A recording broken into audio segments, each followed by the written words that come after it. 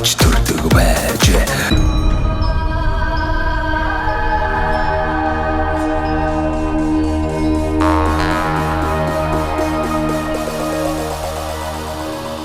За тэгээ энэ дээр бас нэг хэлэхэд юу? Одоо манаас одоо энэ боловсролын байгууллага чинь юм гүйцэтгэл суурилсан санхүүжилтээр явдаг байхгүй юу?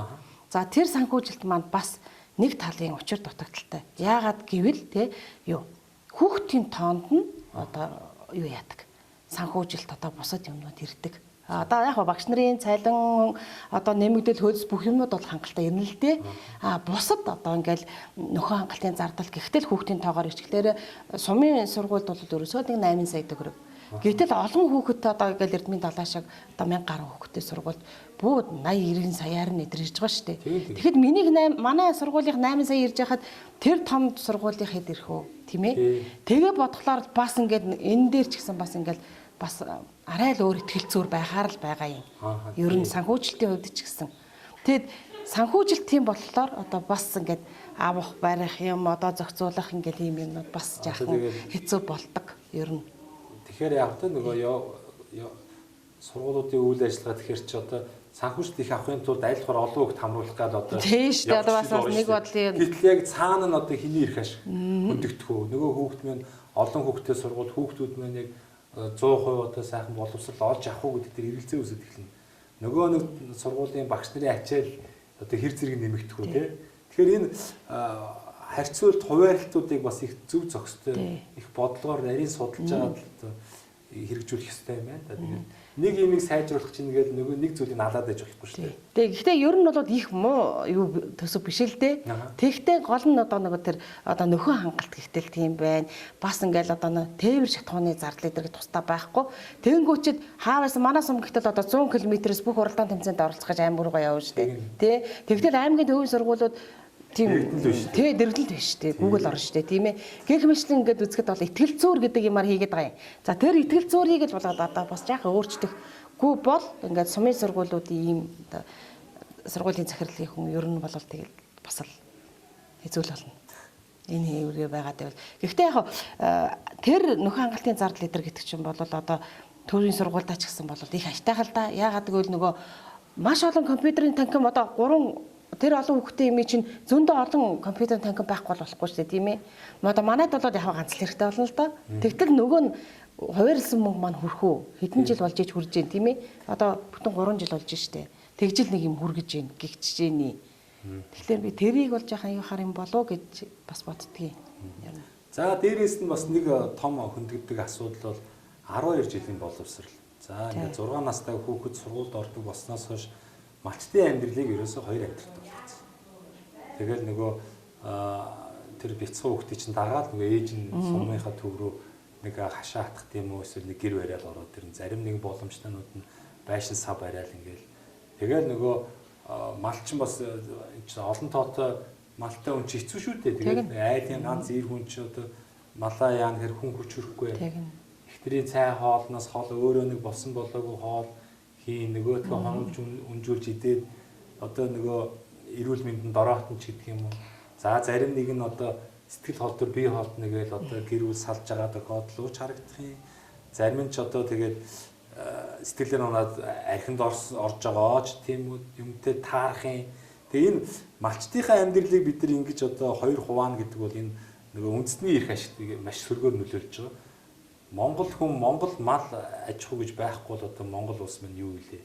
Бидний чинь онцлог шүү дээ. Тэгэхээр нүүдлийн энэ соёл иргэншлийг тээж яваа одоо цор ганц гэх нь хаашаа ер нь бол нүүдэл одоо энэ ийм уламжлалтай одоо монголчууд маань ингээд амьдралын одоо малчтын амьдралыг ингэж одоо сонирн болно гэдэг бол энэ цаагаараа бас одоо ямар бодлого ингэж явдгийг те. Энэ дээр бас их олон жил юм бодож явдгийг. Тэгээ малчтай уулзаар бас зарим нь хилэнэлтэй үнэхээр хэцүү байдаг. 8 настай хүүхдээ сургуульд өгдөг хот бол одоо асуудаг аав ээж нь сайхан хөдөөнөө тий мал хуугаа нэг бүтэн гэрүүл ингээд байдаг. Нөгөө 8 настай хүүхд чинь бас нэг бие айлшээ даасан дотор байрандаа бас ингээд сайхан ингээд хамрагдаа явцдаг байсан гэдэг. 6 настай хүүхд маань арай л бачирдаад байна гээл нөгөө дотор байрны багш маань одоо тэр олон хүүхдтэй ингээд харьцсан яг нэг үрчлэн аав ээж нь одоо хандаж чадахгүйгээс улбаатаагаар одоо малчтын амьдрал ингэж хоёр одоо хуваагдлаа, энийг засаж залруулаач гэж маш их л одоо ярих юм. Тэгээ боловсролын яам энэ дээр судалгаа шинжилгээтэйгээр ажилт юм уу, ажилтгүй юм уу? Нэг хэсэг тэр боловсролын сайд хийжсэн их амгалан гээд одоо хүн бол нэг 7 настай нэг сургууль малчтын хүүхдээ оруулдаг болгож болох юм аа тэгээд нэг яригдж байж байгаа. Тэгээ замхраал байхгүйсэн тий. Тэгээ энэ тал дээр одоо та бас энэ малчтад тулгарч байгаа бэрхшээлийг бол одоо бас сонсч л байгаа шүү дээ. Гадралж л байгаа энэ сумынхаа. Энэ одоо ингээ энэ чигээрээ цаашаа яваад байх нь зүйтэй юм уу? Энэ одоо гадны энэ боловсролын одоо зохицуултыг Монгол заавал ингэж одоо нутагшуулах ер нь ёстой юм уу? Бидний ч одоо энэ амьдрал ах уу юу вилээ? Энэ Монголын хөрсөнд одоо нийцсэн хууль тогтоомжууд нь баймаар юм тий. Бид нэр одоо хүүхд байхдаа 8 таа ороод 10 жил сураад одоо мууц юм юураалга. За гадагшаа сургууль соёлд бид нэр бас явуулж явцдаг л байсан. За тэр гадаад нь заавал 12 жилийн боловсрол ихээ шаардаад байдаг бол тэр гадаадд сурах гээд байгаа тэр цөөхөн бүлэг хүмүүсийн одоо тэр сургуультандаа хамаардаг юм яадаг юм тэгээд сургуультаа явж болно шүү дээ. Энэ Монголын энэ ерөнхий боловсрол эзэмшиж байгаа хүүхд болгон гадаадд очиж сургуульд явдаг л байхгүй юу? Тэгэхээр бас энэ бас имийг их сайхан наатай цаантай хиймээр юм шиг зүгээр санагддгийн. Одоо та мэрэгжлийн одоо багш хүн энэ сургуулийг олон жил удирдсан үний хувьд энэ 12 жилийн боловсролын тал дээр юу гэж боддог вэ? За би өөрөө байна штэ багангийн багш аахгүй юу? За би багангийн багшийг 26 жил хийсэн. За энэ ажлыг болохоор одоо ингээд 7 дахь жилдээ явж байгаа байхгүй юу? За миний хувьд бол бас арай өөр бодолтой. Ямар өөр бодлоо гэхээр 8 настай хүүхдийг ч авч үзсэн тий нэгдүгээр ангид авч үзсэн 7 настайгаач авч үзсэн 6 настайгаач авч үзсэн баггүй юу. За тэгээ ингээ харьцуулаад ингээ бодоход болвол 8 настай хүүхэд бол мэдээж одоо ингээд айгуу чамбай сурах хэдрэл нь бол өөр сурах арга барил нь өөр. 6 настай хүүхэд нь штэ илүү идэх байхгүй юу. Ер нь бүр ингээд тэр үсэг тогтоож байгаа юунийх нь хурд өдр. Яг л тэр ойлгох тэр цөөхөн минутанд гоё зөв суугаад ойлгож авах хөөрхөн тэр минутанд нь би багш би ойлгуулж чадхал юм бол илүү сураадах шиг санагдсан надад. Тэрийг бол одоо юу гэдэг сургуулийн өмнөх боловсрол буюу цэцэрлэгийн байгууллагууд нь одоо тэр тий за яхаа тэгж болох ба олгож болно шүү дээ. Тий олгож болно. Тэгээ илүү ер нь болоо 6 настай хүн илүү байсан шүү. Нөгөө бага насны хүүхд чинь тань илүү юм хүлээж авд ажилтдаг гэдэг утгаараа эн чинь суралцах боломжтой. Бид нар ширээ би одоо ингээд хүүхд насаа бодохоор цэцэрлэгт явдаг байсан. Тэгэл одоо дунд ахлах бүлэгд ороод ор мороо хураагаад хоол молоо тараагаад тэгэл нөгөө тэр чинь сургуулийн өмнөх бүхэл хөгжүүлэх үйл ажиллагаа явуулдаг байсан шүү дээ. Бид шиг одоо яг бид нар одоо юу гэдгийг нөгөө 6 7 настай эд сэрэг бүх юмыг авч анзаарж байгаа үед нь энэ сургуулийн өмнөх боловсролын байгууллагууд бас ингээд тэр насны онцлогтод тааруулах хүүхдийг хөгжүүлэх боломж байгаа. За бас нэг талаар одоо тэгээд сүүлд нэг нөгөө удирдлага хийгээд ирэхлээрээ бас арай өөр бодолтой болчих байгаа байхгүй. Яагаад гэвэл ингээд 6 настай тийм жоох амт чинь ингээд нөгөө байрны түрээд ирнэ. Тэгээд яаж ч чадахгүй тэгээд тэр чинь ингээд нөгөө байрны багш чинь бараг ингээд бөөцөж байгаа юм чи. Тэгээд авцарж өгнө, багшд нь хүлээлгэж өгчөөд буцаагаал аваа явна. Ингээ харахлаар боллоо нэрэ 7-8 настай хатдаг ч юм уу гэж харагдана тий. Тэгэхээр бас л энд бас нэг айгу тийм бас юм тий бодох хэрэгтэй гараад ирж байгаа хгүй. Нэр таны хэлдгээр нэрэж баг боловсрол бүр цэцэрлэгийн насанд нь тэр үсгэ өсгөж байсан юм билүү тий. Гэх юм бас харагдаж л байлээ. Тэгээ ингээ юм бас хоёр талтай баймаа бас тий. Тиймэрхүү юмнууд байна бас. Тэгж л харсан да. Тэгээ ер нь бол 6 настай хүүхэд нь илүү одоо хүлээж авах нь илүү байдаг шүү дээ. Тийм бол та бүр арай л одоо бид хэд чинь бүр ингээд одоо өсгөн бол айгу удаа үздэг байсан хурдан үзэл одоо ингээд шинэ жил болоход дуусчихдаг байсан байхгүй юу 7 настай 8 настай чинь тэгэхэд одоо бол бүр айгу удаа үзэж байгаа. Тэр удаа үзэх хооронд л бүр юу үжээ эрт дуусчихна. Тэгэнгүүтэл тэрийг чинь бүр уншаал ингээд уншилтын хурд мард ямар хөөрхөн гэж бодно. Тэгэхээр 6 настай хүүхэд хөөрхөн сурна шүү дээ. Ер нь бол айгу хөөрхөн. Тэгээд байрны дээрээс нэг тэр амьдрал хавгаа хараад ингээд байранд тэгэхээр яг сая таны хэлдэг гардаг байхгүй юу? Би одоо тэр нэг сомд явж исэн юм аа. Тэгээд тэр бол бүр факт байхгүй юу? Нэг сургуульд явж исэн чинь нэг хүүхэд ингээд нэг илээ болоо хүүхэд чиг байгаад байхгүй юу? Тэгээд би нэг дотор байраар нь очиод үйл ажиллагаатай танилцаад зураг авсан чинь нэг сонио юм гөлиц хүүхэд байгаа. Энэ яагаад байгаа яац гэж яваа наа чи ингээд маягилтын. Тэгсэн чинь тэр хүүхдийн зүгээр би бодсон байхгүй ингээд гөлийгээд ингээд сэтгцэн ингээд тодорхой хэмжээнд өөрчлөлт явагдаж байгаа байхгүй. Тэгэхээр тэр аав ээж байгаа санаж битгэрч Санаа шүү дээ. Тэгээд ингээд бөөс уурсандаа баригдаад ингээд царай нь гүлийс ингээд нэг хүүхч одоо яг 6-7 настай хүүхч жиг гэдэг цовоо ингээд бочинд тоглоод өмүүлээд аав ээжийн хажууд жаргаад байж байгаа хүүхдийг чи авчиад дотор байр нь ингээд яг л тухайн нөгөө аав ээж нь тэрийг анзаараагүй ч юм ингээд хүүхдээ өгчөж байгаа байхгүй. Тэнгүүл яг тийм юм шокийн байдал юм эцэг ихээ сансан битгэрсэн байдалтай ингээд тэгэл тэр дотор байр агш энэ хүүхд яагаад ийм сонирн байна гэж чи наач удлаа маягилж байгаа. Энэ ах их чинь нэг 4-5 дахь ангийн энэ үеэлүүд энэ төр нэгэ байгаа шүү дээ. Эдгээр ингээ харж мараад би ингээ зохицуулаад ингээ болдгийн наач удлаа маягилж байгаа гэдэг. Би ч бас өөрөө олон нэлмэт хүүхдэд тэр хүүхдийг хараад ингээ хүүхч хараад өрөвдөж байгаа байхгүй. Тэгэл тэр хүүхч яалч нэг аав ээжгаа сандсан гэрээсээ хол. Тэгээ тийм л байгаа учраас нөгөө малчт маань хүссэн үсээгүй өгтлүүр харам гэдэг нөгөө ээж нь сумын төвлөг ороод ирчих واخгүй.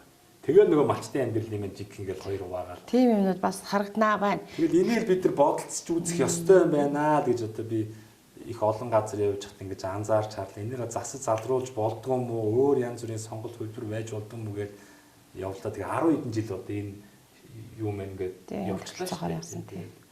Малчтад бол их хүн тусд юм шиг байлээ тэгээд.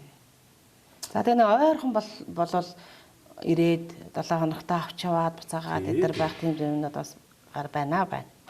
Юм нь л.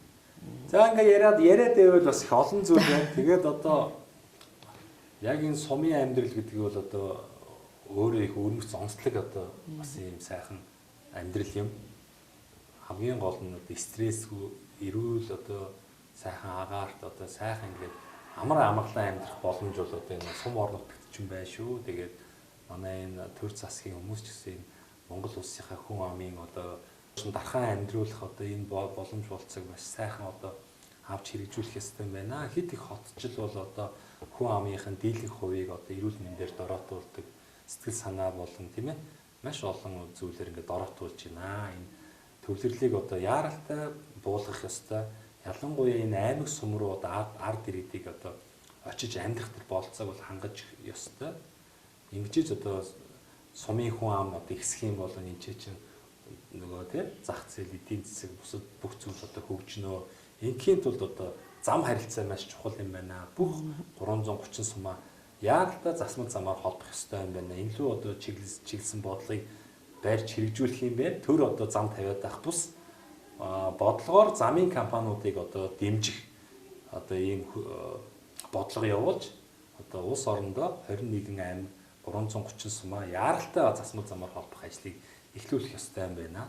Энийг дагаад одоо үйлдвэр үйлчилгээд сайхан сум орн нутгийг түшгэлсэн олон сайхан хувьцаат компаниуд бий болсноор одоо Монгол улс маань бас сайхан амьдрах болцоо бүртгэх юм болов уу гэж л одоо дүгнэж харж явдаг юм да. За баярлалаа. Хэсэг хугацаанд сайхан сум орн нутгийнхаа тухай, хөрсөн дээрх бодит амьдралын тухай энэ сайхан үлзэд сумынхаа сургуулийн талаар сайхан танилцуулсан явдал баярлалаа. Манай нэвтрүүлгийн хамтрагч одоо Мөнх Ампер Construction гэдэг барилгын материалыг Монголдо үйлдвэрлэдэг юм сайхан залуучууд байгаа. Мөнх Ампер Construction манай нэвтрүүлэх үзэх дуртай тэгээд Монгол сайхан сумандаа амьдарч байгаа олон хүмүүсийг одоо Монгол орн дээр сурчлан танилцуулж байгаа энэ сайхан төслийг дэмжээд нэвтрүүлгийн оролцогч нарт маань одоо сайхан бэлэг барьж байгаа. Ингээд барилгын материалыг 10% хөнгөлтөөр ирэхээр авах эрхийг одоо олгоорой гэсэн юм. Мөнх Ампер Construction компани хамт олон нөгөө том лего блокуудыг үйлдвэрлэж байна. Байшин барих нэг хялбар хурдан барьдаг юм том лего блокыг хийж байна. За дулаалгын хөөсийг хийж байна. За мөн одоо вакуум цонхнуудыг үйлдвэрлэж байна. За тэгээд одоо нөгөө сэндвич хавтан биш үү? Нөгөө хан болон дээврийн сэндвичүүдийг одоо бүдүүн нарийнаар нь янз бүрийн хэмжээтэйгээр үйлдвэрлэж байна. За барилгын дотор гадар будаг эмүүлс, чулуун фасадны будаг гэх мэтлэн байшин барилга байгууламж барихад одоо шаардлагатай бүхий л материалуудыг Монголдо одоо хямд чанартайгаар үйлдвэрлэхийг зорж байгаа юм үндэсний үйлдвэрлэгч юм их оронч залуучууд байгаамаа. Тэгээ энэ боломжийг танд олгоё. Мөн одоо сургуулийн хэмжээнд ч гэсэн одоо засвар үүсгээгүүл бас хандаж болно. За дээрээс нь та энэ завшааныг ашиглаад цэнхэр дэлгэцээр таныг таньж мэддэг одоо Дунд Говь аймгийнхаа үлзий цөмийн уугуул суул зон олон ахан дүүс дүүстэй, за Монгол орны үндэсний буланбурт одоо таныг таньж мэддэг одоо мэрэгжилт нэгтнүүдтэй энэ сайхан нэвтрүүлэг гарах өдрийн чин сэтгэлийн сайхан мэдлэгийг дэвшүүлнэ үү. За энэ нэвтрүүлэг гарах өдрийн мэндийг намайг төрүүлж өсгсөн сайхан аав ээжтэй, ах эгч дүү нартаа болон одоо энд одоо үе үед хамтран ажиллаж байсан одоо сайхан багш нартаа Ахмад үеийнхээ багш нарт, дунд үеийнхээ, залуу үеийнхээ бүх багш нартаа мөн одоо өөрийнхөө болон манай сургуулийг энэ сургуулийг төгссөн сайхан шавь нартаа нутгийнхаа зан олонд бүгдээрэнд нь одоо энэ өдрийн мэндийг хүргээд аз жаргал, эрүүл энх, сарвал сайхан бүхнийг хүсье ёроо.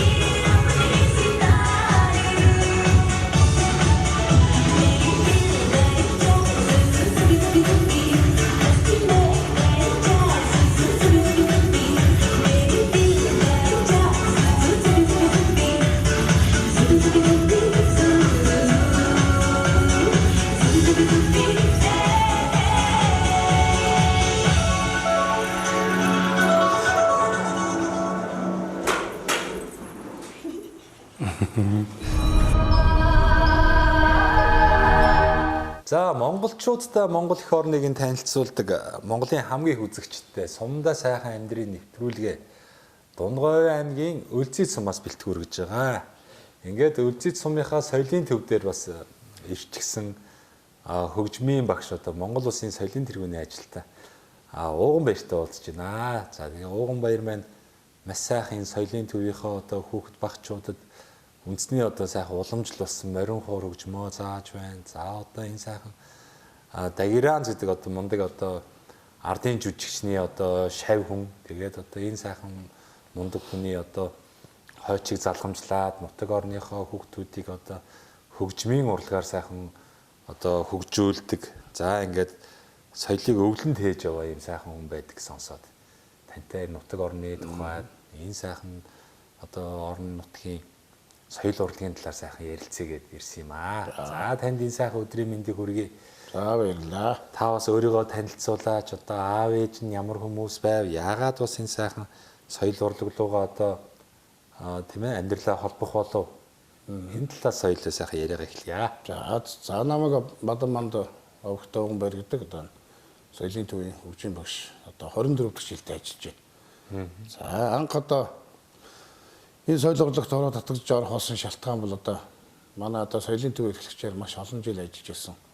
Одоо Цогтоодрын хад хүү гэдэг мундаг хүн байдаг байсан. Тэгээд тэр хүн маань бас нэг урлагт ороод татсан. Одоо урлагт дурлах ажлыг бол бас нэлээд зөвлөж өгч ирсэн юм мундаг хүн байнамаа. Мөн Монгол улсын ардын жүжигчин одоо нэмийн дагилан зугаа одоо хүүхэд байхдаа би хараад байгаа тэр нөгөө явдаг уулган шархуу нэвлэн сонсдог байлаа. Сүүлд дангийн гавьт маань нөгөө гавьны хамралтанд суугаад одоо нутагтаа ирээд энэ хойно одоо сумаас хойш 10 хэдэн километр одоо хөдөө мал дээр идэг гэсэн. Тэг би бас сургуулийн хүүхэд 6 7 дугаар анги хүүхэд тэгэл амралтаараа байж бол тэр өвгөн дээр очино. Өвгөн ч өөрөө манайд хийрнэлтэй. Өвгөн ирэн тэгээд манайд сайхан ирээд манай өвөөтэй энэ тэр бас ярьж хоороо суугаал тэгэл бас оройн цагаар дуулж хуурдан тэгэл нөгөө хуур тоглоол магтаал юм уушхаар гоё санагдаал. Тэгэл өнөөхийг хараас оочдөг гэсэн аахгүй. Тэгэл өдөө хонон дээр бас ингээл хонь хариулж явж гол таар нөгөө хонь хариулаад явж ин тэгэл очиод хүүхэд юм болохоор асуугаал да та яа тэгээд надаа юу уншаад нэг уншаад өгч. Өвгөн бол амар шүү дээ нөгөө хуураа тэмээний бүхэнд өлгцсөн. Тэгэл явж байгаа тэгээс заа гал хуураа аваад нөгөө гоё юм ингээл өдөө хатан дээр сууж байгаа л уншин. Тэгэл дээрээс сурмаа санагдаа болдог өвөөдөө хэлсэн аахгүй. Би энэ өвгнөөс энэ магтаалыг сурмаар байна гэсэн чинь надад яадгийн манай сумд бас нэг морин хуур уралдаг одоо Монгол улсын соёлын тэргүүний ажилтан Дасцэг гэж бас хуурч өвгөн гах байдаг байхгүй. Тэр өвгөө ахын хуур хийн. Тэгээ тэр өвгөө ахаас надад нэг адуугаар нэг хуур авч өгч. Тэгээ өнөөхөө бариад энэ ардын жүжигчдэр очсон та. Тэгэл ардын жүжигчдэр зорон цагаар очино өдөр болохоор бас нэг мал хууд явчихна. Тэгэл өвгөн бас зах цухаас нь хэлж өгөөд ингэдэй гээл. Тэгэл нэг 4 5 одоо баг 7 хоног шхул очлоо. Тэгэл нэг ойр зүрийн магтаалын төвтэй болоод. Тэгэл 97 онд би ч одоо 8 дугаарыг төгсөөд 96 онд 8 дугаар 97 цэгт явсан. Тэгэл цэгт очиод бас хоорын манайгаа сурсан юм зүйлэл тэгэл бас дажгүй нэрмжтэй байж гол тэгэл цэргийн салаа хөгжмийн салаанд албааж гол халагдж ирэл. Тэгэл халагдж ирж байж гол тэгэл энэ соёлынхаа төвд одоо хөгжим багшаар ороод өдийг хүртэл ажиллаж байна та. За манай сумч нь бол одоо урлаг соёлын алдартай олонтой сум шүү дээ одоо. Арааграа гавьяат байна. Одоо нэг ихийн 3 гавьяат хүртэл байна шүү дээ.